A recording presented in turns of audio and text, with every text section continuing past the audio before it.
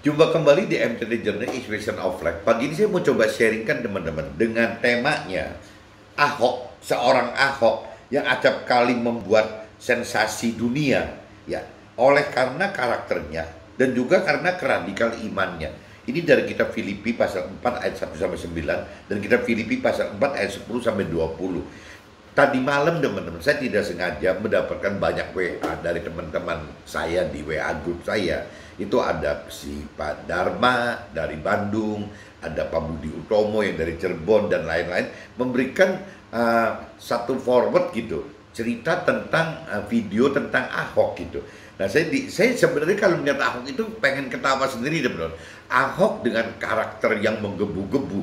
Kadang-kadang apabila kita melihat karakternya Ahok, khususnya buat saya pribadi, kadang-kadang tidak bisa terima teman-teman. Ini orang kok begini banget karakternya gitu. Tapi apabila saya melihat dari keradikalan iman dari seorang Ahok, ini saya kadang-kadang ini bagaimana ya kita kok bisanya ada orang seperti Ahok yang benar-benar beriman seperti itu terhadap Tuhannya gitu.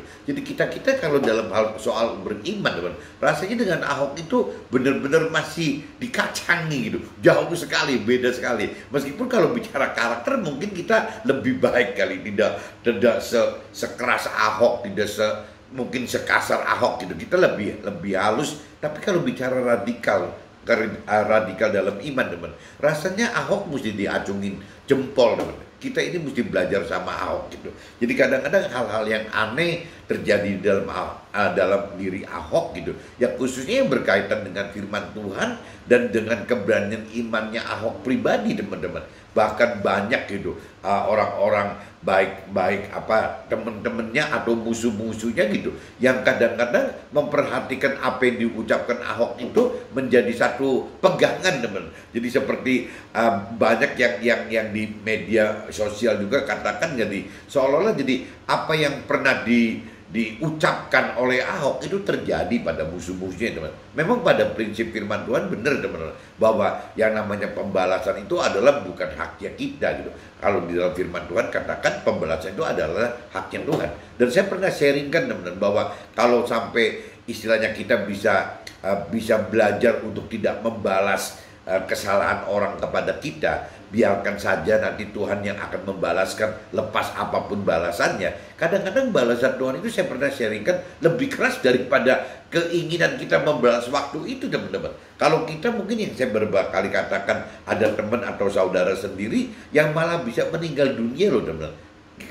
Jadi kita dalam pemikiran kita bahwa kalau kita yang membalas, rasanya kita tidak mungkin loh sampai mengharapkan teman kita atau keluarga kita itu meninggal dunia gitu. Tapi kalau dari sisi Tuhan itu mungkin aja teman, mungkin aja. Jadi seperti cerita di Ahok juga di media sosial banyak dikatakan bahwa orang yang menjalimi Ahok ya akhirnya membalas Tuhan. Yang membalas Tuhan ya itu dengan kematian itu. Banyak yang sakit kena stroke, banyak yang meninggal. Itu tidak bisa dipungkiri teman. Bukan Ahok yang mengatakan seperti itu, tapi media gitu. Media sosial mengatakan begitu. Jadi saya pagi ini saya coba sengaja sharingkan tentang Ahok teman, terkait dengan apa yang terjadi di dalam diri saya sebagai pengusaha. Jadi mungkin saya belajar lebih radikal, tapi bukan karena saya bukan di sosial politik gitu. Jadi ya saya sebagai pengusaha, saya coba belajar untuk bisa beriman lebih radikal kepada Tuhan gitu. Nah itu salah satu panutan saya ya Pak Ahok ini gitu. Ahok ini menjadi salah satu panutan saya untuk dalam hal keradikalannya. Tapi dalam hal karakter, dalam hal apa yang terjadi dalam hidup Ahok, ya sepertinya saya juga ada yang yes, ada yang no gitu. Cuman kalau dalam hal keradikalan, kok saya lebih condong ke yes-nya gitu. Belajar bagaimana bisa hidup iman kita seradikal Ahok gitu. Meskipun ya karakter buruknya Ahok ya kita nggak usah tiru lah. Yang bagusnya Ahok kita ambil gitu. Nah ini saya sengaja bikin judul itu, nama Pak Ahok ini saya bawa gitu supaya jadi gampang ingetnya teman-teman. Kalau kita mau dengar ulang di sharing saya gampang gitu. Ada nama Ahok yang judulnya saya cantum, Ahok yang acap kali membuat sensasi dunia. Kenapa dunia? Ya karena bukan cuma di Indonesia teman-teman. Sensasinya Ahok itu sampai ke seluruh dunia teman-teman. Baik positif atau negatifnya itu bisa sampai seluruh dunia. Nah, oleh karena apa? Ya balik lagi karena karakternya dan oleh keradikalan iman dalam hal percaya firman Tuhan dan percaya kepada Tuhan Allah. Itu yang ada min plusnya seperti itu, teman-teman. Nah, kemarin Pak Ahok juga cerita di kitab Filipi, teman, kitab Filipi. Jadi saya sengaja kupas kitab Filipi pasal 4.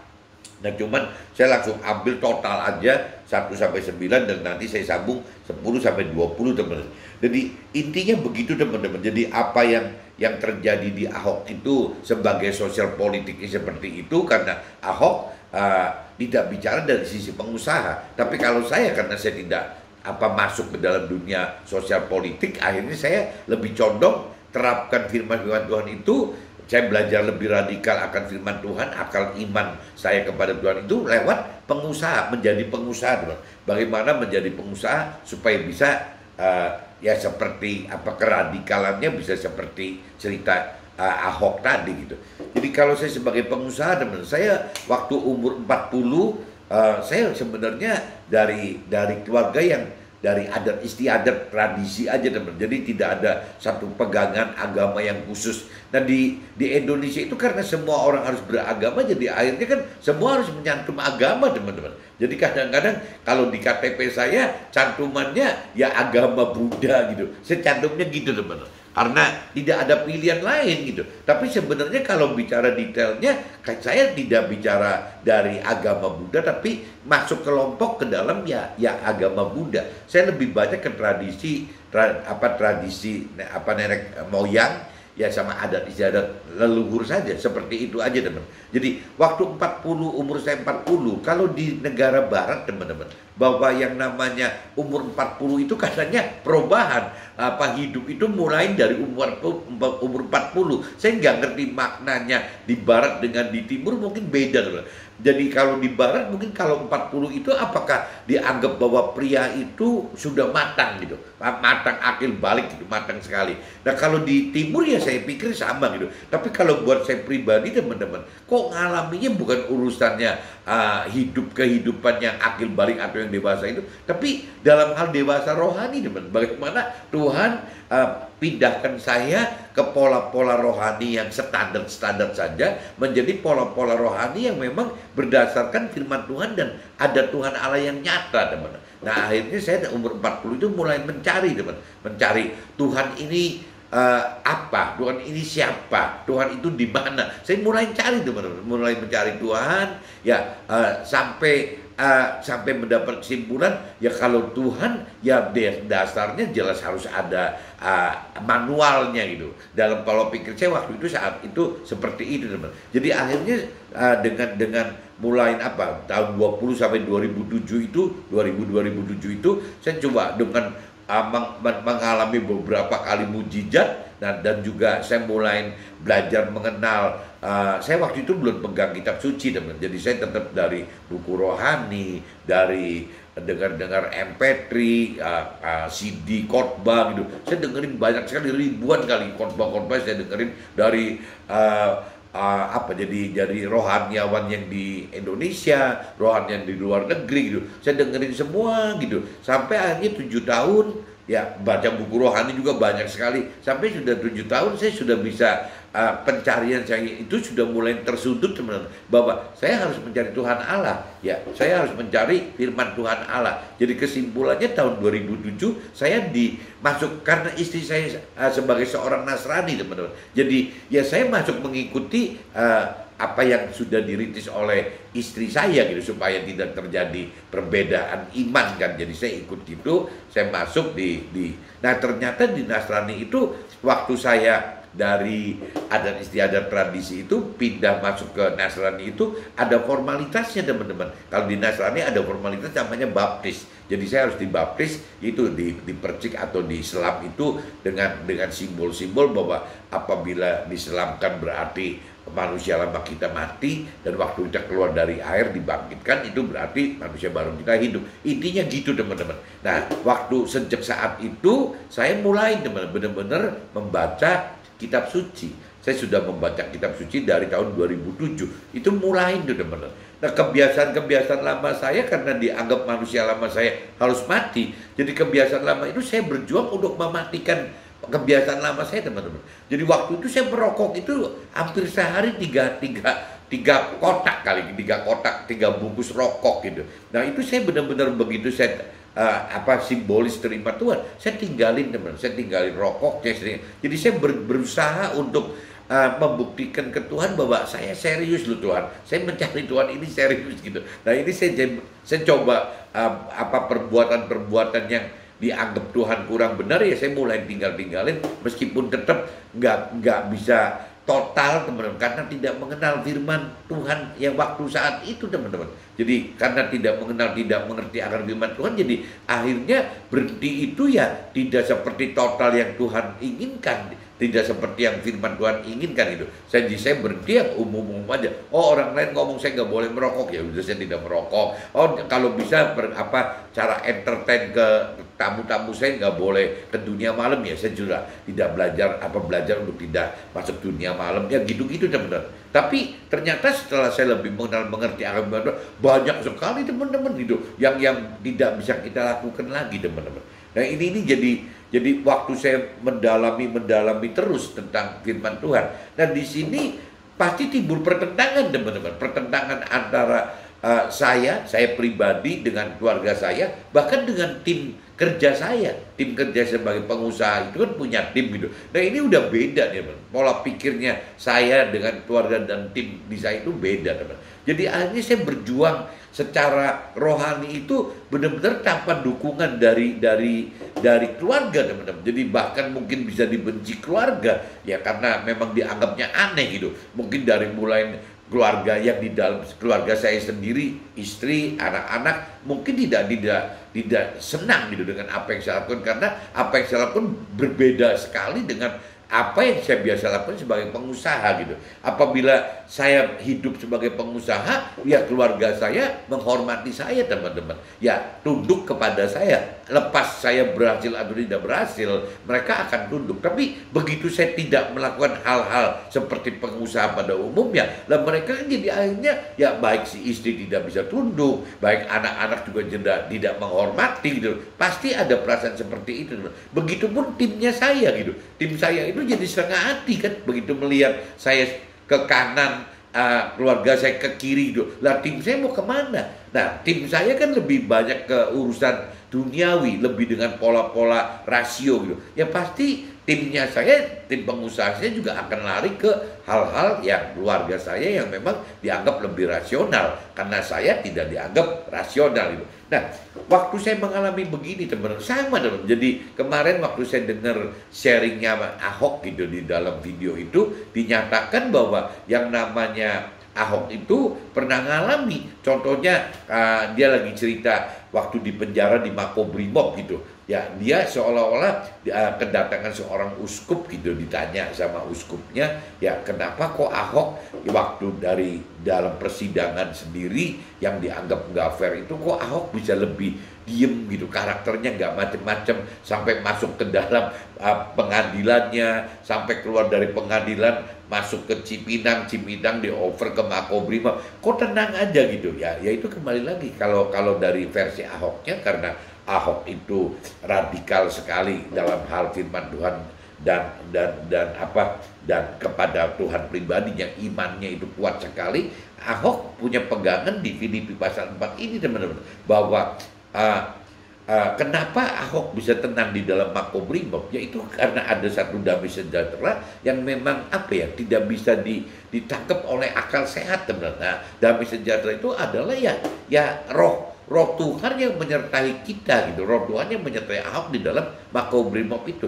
Nah itu juga saya alami, teman, dalam kehidupan itu saya alami gitu. Kenapa saya melakukan hal-hal yang dianggap tidak wajar dalam menjadi seorang pengusaha, tapi kok saya nggak takut apa-apa gitu, teman. Dan itu kembali lagi karena memang ada damai sejahtera yang Tuhan Allah sediakan untuk kita, ya, sebagai orang yang mau melakukan firman Tuhan secara radikal gitu. Jadi dengan apa yang Ahok sharingkan, ya makanya sih jadi tergerak, saya juga harus sharingkan juga apa yang saya alami sebagai pengusaha. Meskipun dalam kondisi pengusaha, benar-benar apa yang saya lakukan selama dari tahun 2000 teman sampai 2022 gitu, ya berarti udah 20 tahun lebih. Mungkin saya dianggap benar-benar pengusaha yang bukan contoh yang baik gitu teman. Kenapa? Nah, karena memang pola kerja saya berubah gitu. Ya dari tahun 2000 ke 2003 itu masih dianggap kerja normal. 2003 ini mulai teman-teman, mulai melakukan apa yang firman Tuhan katakan dan apa yang tergerak di dalam hati saya, karena saya anggap bahwa itu keinginan roh Tuhan menggerakkan saya untuk berbuat A dan B. Nah, perbuatan saya A dan B ini yang dianggap tidak wajar, teman-teman, karena perbuatan dunianya bukan A dan B, tapi C dan D gitu. Jadi bertentangan, teman. Waktu bertentangan A dan B itu bertentangan dengan C dan D, otomatis kan keluarga jadi kurang mendukung gitu, teman. Ya, yang namanya tim usaha juga lebih lari ke keluarga daripada ke saya gitu. Ya beda waktu saya aktif di dalam usaha dengan cara rasional, ya tim saya pasti ngikutin saya karena memang ujungnya saya gitu. Nah, tapi dengan saya mulai melepaskan mengikuti pola-pola firman Tuhan dan dorongan dari hati saya karena Tuhan, nah ini mulai tidak bisa dipertanggungjawabkan gitu perbuatan saya secara rasional, itu udah jauh, teman-teman. Nah, ini saya alamin sampai akhirnya yang saya pernah sharingkan, hidup saya itu belajar bagaimana tidak seperti cara-cara duniawi, sampai urusan ke pola hidup pribadi, teman-teman, yang saya pernah sharingkan bahwa yang namanya take home pay saya menempatkan diri sebagai seperti staff gitu, sehingga ada take home pay yang saya harus terima tiap bulan gitu, ditentukan oleh manajemen. Nah, itu saya terima, dan waktu take home pay saya terima itu, teman-teman, saya berasumsi soal saya belajar lebih all out gitu untuk mencoba hidup benar-benar dengan mengandalkan Tuhan. Caranya, teman-teman, salah satu cara itu adalah bagaimana take home pay saya itu, mungkin kalau saya hitung, teman-teman, di atas 70-80% itu saya menggunakan untuk pelayanan yang saya anggap itu pelayanan, entah itu benar atau tidak benar, teman. Tapi saya niyati bahwa ini saya anggap pelayanan untuk Tuhan. Dalam hal apa? Yang memberitakan kebenaran firman Tuhan, teman. Jadi selama terkait dengan memberitakan kebenaran firman Tuhan, saya anggap itu pelayanan gitu, karena saya kan belum ngerti secara dalam gitu. Tapi niatnya itu, dan saya percaya Tuhan kan melihat niat hati kita, teman. Kalaupun kita salah, Tuhan bisa luruskan gitu. Itu kan karena Tuhan Maha Kuasa gitu. Nah, jadi saya pikir saya lakukan itu, dan waktu hidup dengan mencoba, kalau di Nasrani, teman-teman, parameter yang umum gitu, ada istilah perpuluhan. Mungkin teman-teman pernah dengar gitu, yang di Nasrani khususnya pasti pernah dengar. Perpuluhan itu adalah bagaimana income kita diberikan 10% gitu untuk kepentingan hal-hal rohani, hal-hal pelayanan untuk kepentingan Tuhan. Lepas ada orang yang memberikan, ada yang tidak. Tapi karena saya belajar lebih radikal, jadi saya bukan ngasihkan 10%, bukan 10%, tapi saya kasihkan malah mungkin 70-80%. Jadi hidup itu hanya dengan sisa 20 atau 30% tiap bulan, teman-teman. Jadi kebutuhan yang benar-benar yang dipakai untuk saya langsung, teman-teman. Jadi untuk makan sehari-hari, untuk bensin kendaraan sehari-hari. Tapi kalau kebutuhan yang lebih makro gitu, ya itu biasanya kantor tetap saya keluar lewat kantor. Jadi ini saya coba belajar hidup sendiri yang terkait dengan pribadi saya coba tekan gitu, dan ya bisa hidup, teman-teman. Dan taruh kata kalau pakai logika, kan dengan logika tidak mungkin di level saya bisa hidup dengan 20-30% dari take home pay saya, harusnya nggak mungkin. Tapi saya praktekkan bertahun-tahun, bahkan belasan tahun, teman-teman. Ternyata Tuhan bisa cukupi, teman-teman. Nah, di situ mulai timbul iman, teman-teman. Timbul iman gitu. Jadi dalam kondisi kecukupan, dalam bahkan bisa, kalau dikatakan bisa bukan cukup ya, kekurangan gitu. Ya dalam kondisi kekurangan, tapi Tuhan bisa cukupi, teman-teman. Nah, ini yang bisa membuat iman kita naik gitu. Jadi kalau sampai seorang Ahok yang bisa merasakan damai sejahtera di dalam penjara, yaitu udah bukan main-main. Itu benar-benar roh Tuhan yang ada di dalam Ahok yang bisa membuat Ahok damai sejahtera. Begitupun dengan saya, ya dengan kehidupan saya coba berubah total gitu. Hanya dengan hidup 20-30% itu, ya seharusnya hitungannya tidak cukup, tapi Tuhan bisa cukupi, teman-teman. Nah, ini yang membuat iman kita jadi naik, teman. Akhirnya kita seolah hidup itu ya tidak perlu apa-apa juga tuh, kita punya keyakinan Tuhan pasti cukupi gitu. Nah, itu dasarnya sebenarnya itu, teman-teman. Jadi akhirnya kita punya keberanian bagaimana bisa mencukupi gitu. Nah, kalau cerita saya nggak ngerti ya kalau cerita Ahok itu kan, Ahok kan masuk ke dalam dunia sosial politik, jadi bukan pengusaha gitu. Nah, kemarin saya coba memperdalam apa yang Ahok sharingkan itu, saya coba perdalam gitu, saya coba ambil kitab suci dan coba berkomunikasi dengan Tuhan, ini bagaimana, apa terkait dengan saya. Ternyata teman-teman, waktu yang Ahok ceritakan itu, waktu Ahok sharingkan itu ada di Filipi pasal 4 1 sampai 9, teman-teman. Di mana Filipi pasal 4 ayat 1 sampai 9 itu bicara bagaimana Tuhan bisa memberikan damai sejahtera dalam kondisi yang nonsen gitu. Yang bagi orang dunia itu nggak mungkin masuk akal. Dalam kondisi Ahok masuk penjara, itu pasti nggak ada damai sejahtera. Tapi Ahok nikmatin itu gitu. Begitupun saya, saya sebagai pengusaha dan mencoba hidup, menempatkan diri dengan mencukupi diri sendiri 20-30% dari take home pay saya, itu juga udah bukan hal yang masuk akal. Tapi herannya teman-teman, ada damai sejahtera yang saya bisa nikmatin saat itu gitu. Ya saya tidak, saya untuk bisa masuk penjara gimana caranya, kan pasti beda pengalaman itu. Kalau Ahok masuk penjara karena dia bergerak di bidang sosial politik. Kalau saya di pengusaha, masa saya mesti berbuat nggak benar dulu baru masuk penjara. Jadi kembali lagi, kalau kita pengen beriman lebih kepada Tuhan, tidak perlu harus masuk penjara teman-teman. Ya, apa yang Tuhan firman katakan, ya kita berani nggak lakukan gitu. Waktu kita melakukan, ya kita seolah bisa masuk ke dalam penjara. Seperti saya masuk ke dalam penjara soal uang gitu loh. Ya kaitan kebutuhan uang sebulan-bulannya itu benar-benar dipepetkan, sehingga saya merasa bahwa Tuhan itu hadir dan ada, teman-teman. Nah, setelah saya pelajarin di Filipi pasal 4 1 sampai 9, kurang lebih apa yang saya alami dengan Ahok alami sama, dan mungkin dengan teman-teman yang lain juga mungkin sama gitu, mengalami hal-hal yang sifatnya lebih pribadi. Tapi setelah saya baca selanjutnya di dalam kitab Filipi pasal 4 ayat 10-20, ayat 10 sampai ayat 20, itu kan direndeng tuh lanjutannya gitu. Itu ternyata Tuhan bukakan lagi pengertian ke saya beda lagi, teman, bahwa yang namanya proses Filipi pasal 4 ayat 1 sampai 9 itu adalah proses pribadi kita.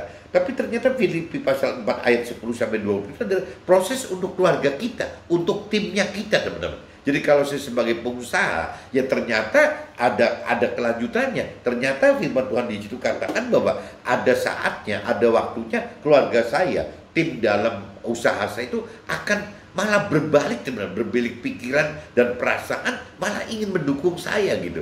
Jadi ini lucu kalau cerita lanjutnya lagi. Kalau dari sisi pengusaha begitu, mungkin kalau dari sisi Ahok mungkin juga sama mengalami, tapi kan bukan bentuknya usaha gitu. Mungkin apakah jadi prestasi dia naik lagi atau gimana? Ya terbukti juga sih, teman-teman. Ya waktu dia selesai dari Makrobiprop itu, ya dia sekarang menjadi, kalau nggak salah, komisaris utamanya Pertamina gitu. Ya berarti kan posisinya kembali lagi. Bahkan mungkin saya nggak ngerti apakah rumusnya, income-nya dari sisi materinya Pak Ahok ini jauh lebih besar menjadi komisaris utama di Pertamina dibanding waktu menjadi gubernur kali, teman-teman.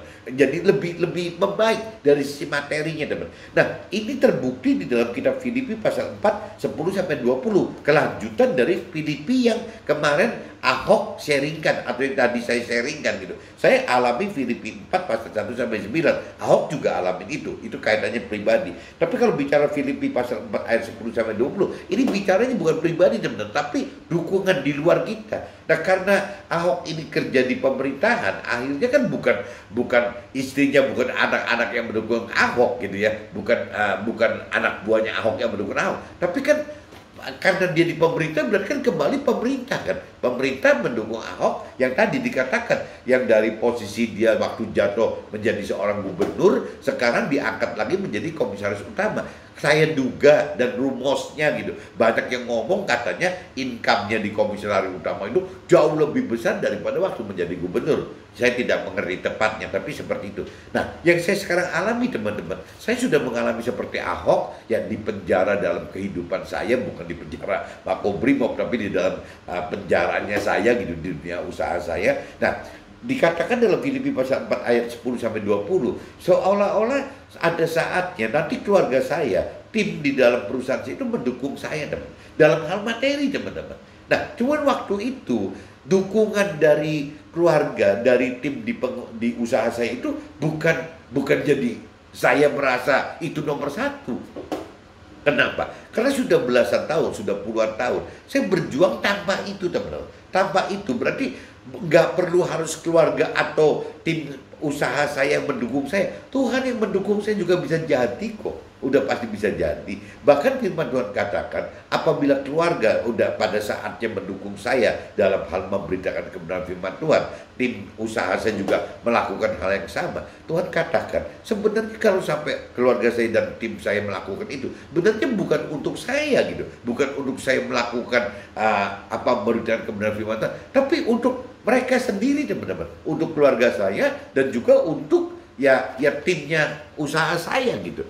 Jadi lucu, jadi kalau lihat ke situ, jadi Tuhan itu tetap punya pride gitu, punya batasan bahwa ya kalaupun keluarga saya dan tim usaha saya mendukung saya dalam hal materi, itu bukan masalah penting kok. Ya, Tuhan bisa mencukupi tanpa ada itu juga Tuhan bisa mencukupi gitu. Nah, cuman kalau bicara dari sisi keluarga dan tim usaha saya, justru itu menjadi hal yang baik karena dia akan bisa lebih menikmati berkat lebih gitu Pak, secara materi. Nah, mudah-mudahan kalau sampai keluarga dan tim usaha saya sudah bisa mensupport saya, mudah-mudahan ya level pengenalan, pengertian, level iman dari keluarga dan tim saya itu sudah naik kelas, teman-teman. Sudah berbeda dengan cara yang dulu gitu. Kalau yang dulu kan mereka nggak support karena dianggapnya aneh, teman-teman. Tapi dengan mereka sekarang keluarga dan tim ini mau mensupport, berarti kan mereka sudah tidak menganggap aneh. Mereka sudah sadar tidak sadar dia sudah benar-benar sudah berani mendukung. Gampangnya gitu, teman-teman. Meskipun secara firman Tuhan katakan ya sebenarnya yang diuntungkan itu bukan saya sebagai yang memberitakan kebenaran firman Tuhan, tapi mereka sendiri, keluarga saya dan tim saya di dalam usaha itu yang memang diuntungkan. Nanti saya coba bacakan firmannya, teman-teman. Nah, ini saya coba langsung masuk aja dulu, teman-teman. Takutnya nanti kebablasan, nggak masuk ke ke firman ini. Jadi ini saya bacakan dulu aja firman di kitab Filipi, teman-teman. Coba teman-teman cari kitab Filipi pasal 4 ayat 1 sampai 9 dulu, teman-teman. Judulnya, perikopnya gitu. Nasihat terakhir itu judulnya, teman-teman. Nah, ini kalau saya baca dari perikop nomor ayat 1-nya, karena itu saudara-saudara yang kukasihi dan yang kurindukan, sukacitaku dan mahkotaku, berdirilah juga dengan teguh dalam Tuhan. Hei saudara-saudaraku yang kekasih, nasihat Eudia ku nasihati dan Sintike ku nasihati, supaya sehati sepikir dalam Tuhan. Bahkan ku minta kepadamu juga, Sugos, temanku yang setia, tolonglah mereka karena mereka telah berjuang dengan aku dalam pekabaran pemberitaan kebenaran firman Tuhan bersama-sama dengan Clemens dan kawan-kawanku sekerja yang lain yang nama-namanya tercantum dalam kitab kehidupan. Bersukacitalah senantiasa dalam Tuhan. Sekali lagi kota katakan bersukacitalah. Hendaklah kebaikan, ini Paulus yang cerita nih, teman-teman. Hendaklah kebaikan hatimu diketahui semua orang. Tuhan sudah dekat. Janganlah hendaknya kamu khawatir tentang apapun juga, tetapi nyatakanlah dalam segala hal keinginanmu kepada Allah dalam doa dan permohonan dengan ucapan syukur. Damai sejahtera Allah yang melampaui segala akal akan memelihara hati dan pikiranmu dalam Nabi Isa atau dalam firman Tuhan tadi. Jadi akhirnya saudara-saudara, semua yang benar, semua yang mulia, semua yang adil, semua yang suci, semua yang manis, semua yang sedap didengar, semua yang disebut kebajikan dan patut dipuji, pikirkanlah semuanya itu. Dan apa yang telah kamu pelajari, dan apa yang telah kamu terima, dan apa yang telah kamu dengar, dan apa yang telah kamu lihat padaku, lakukanlah itu. Maka Allah sumber damai sejahtera akan menyertai kamu. Nah, ini damai sejahtera ini teman-teman yang Ahok sharingkan gitu. Nah, ini saya coba lanjut aja, teman-teman, di kitab Filipi pasal 4 ayat 10 sampai 20, teman-teman. Nanti setelah ini kita masuk ke draft gitu. Judulnya, teman-teman, yang dari ayat 10 sampai 20 itu perikopnya, terima kasih atas pemberian jemaat. Nah, ini nih, kalau saya tadi ceritakan, ini kan cerita umum. Paulus kan istilahnya sebagai mentor rohani atau rohaniawan, berarti kan sifatnya jemaat gitu, umat sifatnya lebih umum teman-teman. Tapi kalau tadi saya bicara Ahok itu kan tidak ada keluarganya yang ikut dalam usaha, tidak ada timnya gitu. Jadi hanya pemerintah kan. Tapi kalau buat saya teman-teman, saya berandai-andai karena keluarga saya ada dalam usaha saya dan usaha saya ada tim saya, ya berarti orang-orang yang mendukung itu pemberian itu, terima kasih atas pemberian jemaat itu, saya bisa ganti terima kasih atas pemberian pemerintah kalau untuk Ahok, dan kalau untuk saya terima kasih atas pemberian keluarga dan timnya saya teman-teman, tim usaha saya gitu. Jadi beda posisi aja teman-teman. Aku sangat bersuka cita dalam Tuhan bahwa akhirnya pikiranmu dan perasaanmu bertumbuh kembali untuk aku. Memang selalu ada perhatianmu tetapi tidak ada kesempatan bagimu. Nah ini kembali yang tadi saya katakan, jadi ada waktunya keluarga saya dan timnya saya berubah. Ada waktunya pemerintah berubah untuk Ahok. Ada waktunya jemaat berubah untuk si Rasul Paulus tadi gitu, dengan teman-temannya teman-teman. Kukatakan ini bukanlah karena kekurangan, sebab aku telah belajar mencukupkan diri dalam segala keadaan. Yang tadi saya katakan itu, saya mencukupkan dirinya itu dengan belajar bagaimana mengalokasikan 70-80% dari take home pay saya untuk kebutuhan pelayanan yang saya anggap pelayanan untuk Tuhan gitu. Nah tapi ternyata dicukupi. Begitupun dengan si Ahok gitu, masuk penjara, ya otomatis kan nggak mendapat income gitu. Tapi Tuhan juga cukupi juga teman-teman, dengan mengarang buku, dengan ini, dengan itu gitu. Dicukupi juga gitu. Begitupun dengan Rasul Paulus gitu. Ya dengan tidak disupport oleh mereka pada awalnya, oleh jemaat pada awal, tapi tetap Tuhan cukupi gitu. Jadi memang Tuhan punya jalan, ya tidak perlu kita minta tolong orang, yang penting kita tetap bersandar dan mengandalkan Tuhan. Tuhan pasti buka jalan untuk kita teman-teman. Aku tahu apa itu kekurangan, dan aku tahu apa itu kelimpahan. Dalam segala hal, dalam segala perkara, tidak ada sesuatu yang merupakan rahasia bagiku, baik dalam hal kenyang maupun dalam hal kelaparan, baik dalam hal kelimpahan ya maupun dalam hal kekurangan. Nah ini teman-teman, orang yang sudah digodok di dalam Tuhan akhirnya begini teman-teman, ya tenang aja dalam kekurangan gitu karena pasti cukup, tapi juga akan tenang aja teman dalam kelimpahan, tidak garsa gusu karena memang parameternya dicukup. Ikut dengan Tuhan itu yang saya pernah sharingkan adalah parameternya bukan kelimpahan. Kelimpahan yang benar di dalam Tuhan adalah kecukupan teman-teman. Tapi sebaliknya teman, kekurangan di dalam Tuhan juga sama, artinya kecukupan. Jadi buat Tuhan itu yang diincar oleh Tuhan itu kecukupannya, bukan kelimpahan atau kekurangannya gitu. Karena Tuhan yang akan mencukupi kita. Kuncinya Tuhan itu teman-teman. Segala perkara dapat kutabung di dalam Dia, di dalam Tuhan yang memberi kekuatan kepadaku. Namun baik juga perbuatanmu bahwa kamu telah mengambil bagian dalam kesusahanku. Kamu sendiri tahu juga, hei orang-orang Filipi, pada waktu aku mulai mengabarkan kebenaran firman Tuhan, ketika aku berangkat dari Makedonia, tidak ada satu jemaat pun yang mengadakan perhitungan hutang dan piutang dengan aku selain daripada kamu. Jadi acu-acu semua gitu orang-orangnya teman-teman. Karena di Tesalonika pun kamu telah 1-2 kali mengirimkan bantuan kepadaku. Tetapi yang kuutamakan bukanlah pemberian itu, melainkan buahnya yang makin memperbesar keuntunganmu. Nah ini teman-teman, yang ayat 17 ini teman-teman camkan. Jadi seolah Paulus dengan jemaatnya teman-teman. Nah, atau Ahok dengan pemerintah, atau saya dengan keluarga dan tim usaha saya gitu. Kalau kita konversikan ke dalam ayat 17, tetapi yang kau utamakan bukanlah pemberian itu, melainkan buahnya yang makin memperbesar keuntunganmu. Jadi apabila keluarga saya atau tim usaha saya mensupport saya untuk pelayanan saya, mensupport saya dalam hal saya melakukan kebenaran firman Tuhan, dalam arti kata memberitakan kebenaran Tuhan, firman Tuhan untuk sesama kita kemana-mana, kalaupun keluarga saya mensupport, kalaupun tim usaha saya mensupport, ya Paulus katakan bahwa ya melainkan buahnya yang makin memperbesar keuntunganmu.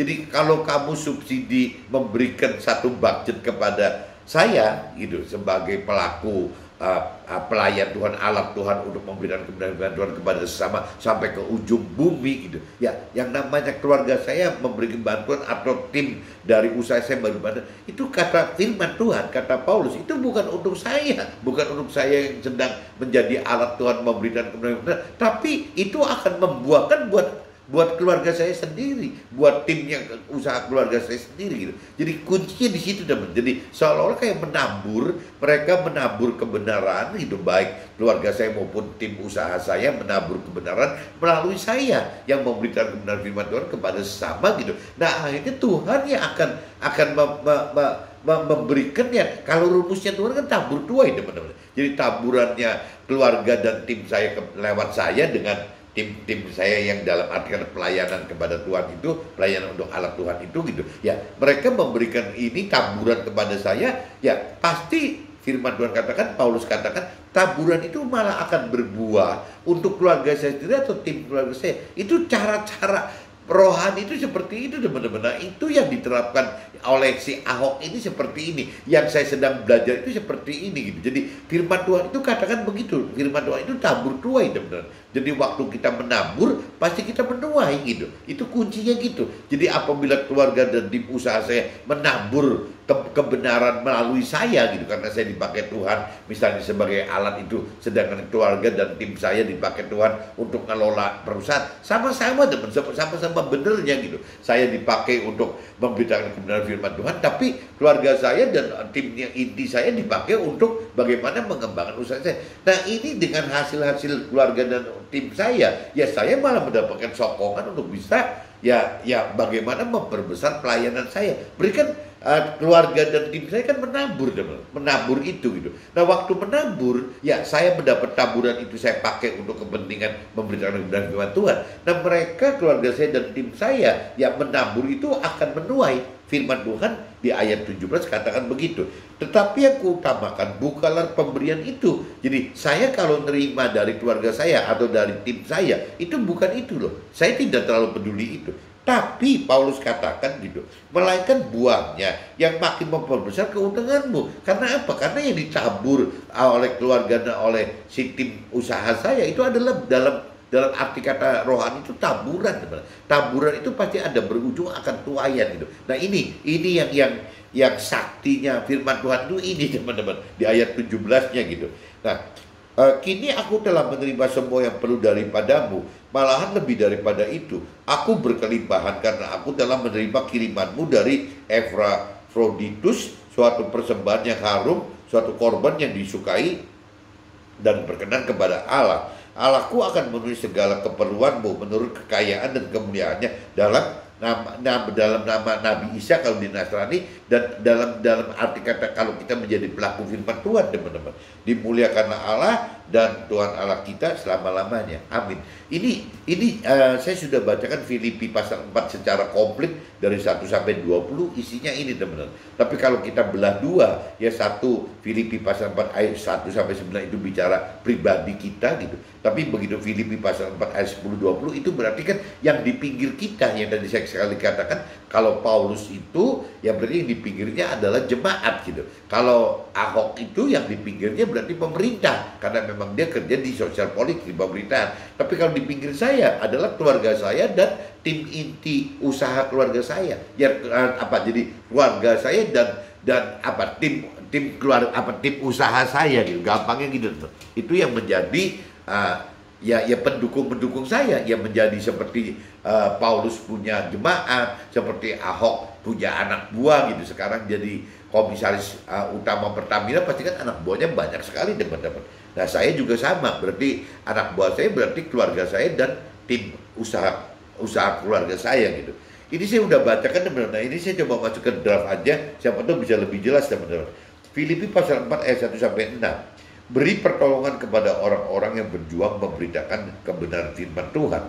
Bersukacitalah senantiasa dalam Tuhan. Hendaklah kebaikan kita diketahui semua orang. Tuhan sudah dekat, jangan kita khawatir tentang apapun juga. Nyatakan keinginan kita dalam doa dan permohonan dengan ucapan syukur. Jadi kalau kita mengalami hal-hal dengan Tuhan itu ya kembali lagi teman-teman, nggak usah grogi, nggak usah apa, ya kita kembalikan ke Tuhan lagi gitu. Jadi jangan kita khawatir gitu tentang apapun juga, ya nyatakan keinginan kita dalam doa, ya kita berdoa kepada Tuhan, permohonan kita ajukan kepada Tuhan dengan ucapan syukur gitu. Filipi pasal 4 ayat 7. Damai sejahtera akan yang melampaui akal, segala akal, akan memelihara hati ini, pikiran pikiran pikiranku dalam si Nabi Isa tersebut gitu. Pengenalan yang dalam serta kemampuan mengerti dan kemampuan melakukan firman Tuhan membuat ada damai sejahtera dalam situasi dan kondisi dimanapun apapun juga gitu. Jadi ini yang Ahok katakan waktu di Makobrimob itu, dia ada damai sejahtera yang benar-benar dirasakan oleh Ahok, makanya Ahok tenang sekali. Dan begitu pun dengan saya, teman-teman, saya mengalami seperti apapun juga kondisi perusahaan saya, situasi kondisi perusahaan, ada damai sejahtera, teman. Yang membuat tidak damai sejahtera itu cuma masalah keluarga saya gitu, tidak mendukung, ya tim dari usaha saya juga nggak mendukung. Nah, tapi kalau kita baca Filipi pasal 4 ayat 10-20, ya memang ada waktunya Tuhan, teman. Ada waktunya Tuhan, tinggal kita kuat enggak menunggu itu gitu. Ya kita cuma berdoa dan mengajukan permohonan tadi kan gitu. Ya dalam doa dan permohonan dengan ucapan syukur. Cuma itu saja. Nah, tinggal waktunya Tuhan kita tunggu, nanti ada saatnya keluarga kita dan tim kita di usaha kita itu malah support kita balik, teman-teman. Ini kalau cerita di Filipi ayat 10-20 ceritanya gitu. Filipi pasal 4, 8-9. Jadi akhirnya semua yang benar, semua yang mulia, semua yang adil, semua yang suci, semua yang manis, semua yang sedap didengar, semua yang disebut kebajikan dan patut dipuji.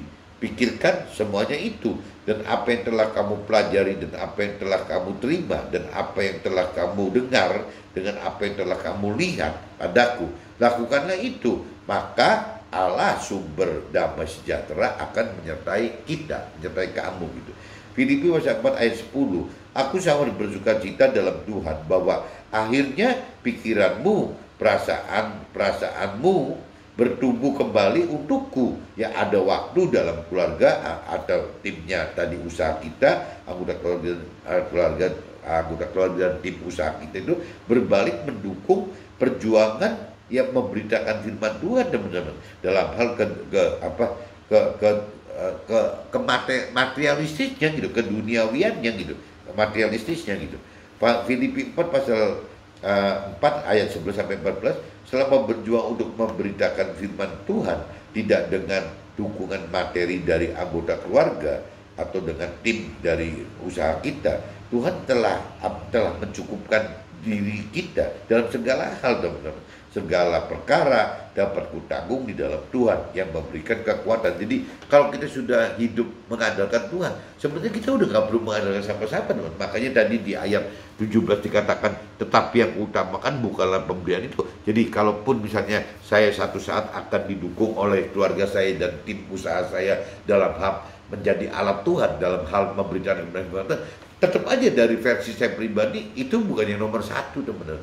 Karena Tuhan sudah ajak saya sekian belas tahun, sekian puluh tahun itu untuk bisa benar-benar mengandalkan cuma Tuhan saja. Pelayanan itu bisa nyampe kemana-mana hanya dengan mengandalkan Tuhan. Bahkan di ayat 17 itu katakan justru melainkan apabila keluarga saya dan timnya saya, usaha saya memberikan dukungan materi kepada saya, itu malah masuknya kategori taburan, teman-teman, taburan bagi mereka gitu. Dan taburan itu pasti menuai, teman-teman, karena rumusnya Tuhan pasti tabur dan tuai gitu. Bahkan kalau di kitab perjanjian lama, meskipun diprotes oleh orang-orang di kitab perjanjian baru gitu, kalau di perjanjian lama jelas, teman-teman, bahwa apabila kita menabur satu gitu ya akan bisa menghasilkan 30, 60 sampai 100 kali lipat, bahkan lebih dari 100 kali lipat. Ishak itu saya pernah pelajarin bisa mencapai 1000 kali lipat, bahkan ada yang 1 juta kali lipat gitu. Yang jelas tabur tuai itu berlipat, teman-teman. Nah, cuman kalau orang-orang tertentu yang radikal di kitab perjanjian baru kadang-kadang nggak terima kalau sampai orang-orang di kitab perjanjian lama katakan begitu. Tapi di firman-Nya ada, teman, bahwa apabila kita menabur itu ya logik gitu, akan bisa menghasilkan di 30 kali lipat, 60 kali lipat, 100 kali lipat. Tapi kalau saya baca realnya gitu yang terjadi di toko-toko kitab suci itu bukan cuma 100, ada yang 1000, ada yang 1.000.000 gitu. Lipatnya itu nggak kira-kira. Ya sama aja cerita orang yang hamba yang dihukum itu gitu. Itu dia bisa mengampuni berapa banyak gitu. Jadi bisa lebih dari 100 kali lipat gitu. Itu yang dialami seperti itu, teman-teman. Nah, ini Filipi 4:10-nya. Ini saya tadi udah baca sampai Filipi pasal 4 ayat 10, aku sangat bersukacita dalam Tuhan bahwa akhirnya pikiranmu dan ini udah Filipi pasal 4 ayat 15 sampai 20 teman-teman. Ya, di sini dukungan materi dari anggota keluarga dan tim usaha kita gitu bukanlah hal utama, tetapi buah dari dukungan materi tersebut makin memperbesar keuntungan anggota keluarga dan tim usaha sendiri. Itu ternyata yang tadi saya katakan ada ditulis dalam Filipi pasal 4 ayat 17. Coba teman-teman nanti camkan itu gitu. Kitab Filipi pasal 4 ayat 17 gitu. Tuhan akan penuhi segala keperluan kita, baik untuk keperluan beritakan firman dan memperbesar usaha anggota keluarga. Jadi kuncinya di situ teman-teman. Pada akhirnya orang-orang yang berani melakukan firman Tuhan itu gitu ya akan dapat dua teman-teman. Bagaimana menjadi alat Tuhan memberitakan kebenaran firman Tuhan ya, dan didukung oleh keluarga dan tim usaha keluarga gitu, kitanya didukung. Tapi sebaliknya teman-teman, secara otomatis dukungan dari keluarga itu, dari tim usaha itu menjadi taburan teman-teman. Bagi mereka itu adalah taburan gitu. Nah, kalau kita bicara taburan ya berarti untuk mereka keluarga maupun tim usaha kita gitu, tim usaha saya di dalam keluarga tersebut ya akan mendapatkan tuayan teman. Nah, ini tuayan ini maksudnya yang akhirnya jadi dua-duanya akhirnya berkembang teman. Bagaimana yang kita menjadi alat Tuhan memberitakan kebenaran firman Tuhan tetap berkembang, tapi juga keluarga kita maupun tim usaha keluarga kita juga tetap berkembang teman, karena memberikan taburan tadi gitu teman. Jadi ini beda teman. Kalau di rumus-rumusnya firman Tuhan itu kan taburan, ini kan bentuknya taburan, bukan istilahnya kebutuhan untuk dibuang begitu aja gitu. Ini taburan. Kenapa? Karena ujungnya melakukan kebenaran firman Tuhan, melakukan perintah Tuhan itu. Tuhan yang menyuruh, yang mengatur kita bahwa kita harus mengadakan taburan supaya kita bisa menuai. Apabila kita tidak pernah menabur, ya kita tidak pernah akan menuai. Cuman waktu itu kan karena keluarga atau tim usaha ini belum mengerti lebih dalam akan kebenaran firman Tuhan, jadi akhirnya kan tidak mengadakan budget ini teman-teman, tidak melempar ini gitu. Padahal di pemerintah juga ada loh teman-teman yang namanya tabur tua ini. Contohnya kayak CSR gitu. Ya apa sih? CSR itu jadi corporate responsibility untuk sosial jadi corporate social responsibility. Corporate social responsibility itu kan sama teman, bentuknya kan sama, bagaimana berbuat baik untuk orang gitu. Tapi bentuknya kan tubuh dan jiwa. Tapi kalau dalam hal taburan ini kan lebih lari ke urusan rohani teman. Nah, yang ada rumus itu ada di rohani teman. Jadi taburan itu apabila kita berikan satu, itu rumus teori rohani itu bisa lahir satu, itu bisa lahir jadi 30, 60, 100 kali. Bahkan kalau bicara dari yang terjadi di tokoh-tokoh kitab suci, ya ada yang 1000 kali si Ishak ngalamin itu, ada yang 1.000.000 kali misalnya, banyak macamnya. Jadi dari batasnya cuma 30, 60, 100 kali aja. Nah ini dimaksudnya taburan ini juga sama teman. Jadi waktu si anggota keluarga ini atau tim usaha keluarga ini mendukung, membenarkan membagikan, memberitakan kebenaran firman Tuhan, berarti kan benar-benar duit ini masuk, dana ini masuk sebagai taburan teman. Taburan untuk kepentingan rohani. Nah, taburan yang untuk kepentingan rohani ini yang akan berbalik menjadi tuayan gitu. Nah, tuayan itu akan menahan begitu. Kalau bicara dari sisi tubuh dan jiwa kan saya nggak tahu teman, apakah ada nggak rumus-rumus itunya. Tapi kalau dari rumus rohani, taburan yang bentuknya bukan social responsibility atau bukan tubuh gitu ya, bukan untuk tubuh dan jiwa. Saya nggak ngerti rumusnya apa. Tapi kalau bicara untuk taburan yang dari sisi rohani, ya ada rumus seperti itu teman. Ada rumus yang mengatakan bahwa ya akan melahirkan tuayan 30, 60, 100 kali, bisa 1000 kali, berjuta-juta kali lipat, itu tergantung dari Tuhan. Cuman yang jelas maksudnya itu begini. Jadi apabila anggota keluarga dan tim ini memberikan dukungan kepada kita untuk kepentingan memberitakan kebenaran Tuhan pun, ini tidak sia-sia gitu, karena ini akan menjadi taburan ya untuk dia sendiri, ya di mana nanti dia akan menikmati buahnya gitu. Firman Tuhan katakan begitu. Mudah-mudahan teman-teman bisa tangkap maksud saya, teman-teman. Jadi ceritanya berawal dari kesaksian Ahok. Saya coba sambung, lengkapin, siapa tahu nyambung teman. Oke teman-teman, see you, bye-bye.